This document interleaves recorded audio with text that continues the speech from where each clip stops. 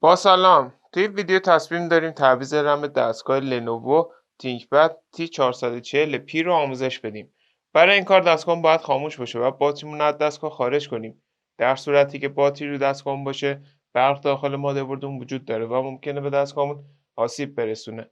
خب برای این کار دستگاهمون رو برمیگردونیم. ابتدا باتری رو از دستگاه خارج میکنیم به این صورت. رم ما در این قسمت قرار داره که شروع میکنیم به باز کردن درب قاب کف دستگاه.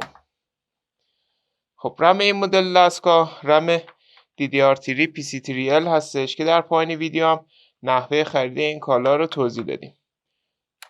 خب بعد باز کردن پیچا درب قاب رو به صورت کشویی از دستگاه خارج میکنیم و با فشار دست زبونهای رم رو آزاد میکنیم و رم رو از دستگاه خارج میکنیم. برای جا زدن دوباره رم اونو داخل شیار قرار میدیم و اونو به سمت پایین فشار میدیم. به این صورت ما الان میتونیم رم جدیدمون رو جایگزین کنیم. حالا برای آشنایی با نحوه خرید این کالا به ادامه ویدیو توجه کنید. برای خرید این کالا میتونید به آدرس www.iranfso.com مراجعه کنید و یا عبارت کامپیوتر افق رو به صورت فارسی در مرورگرتون جستجو کنید. بعد این کالا رو خریداری کنید.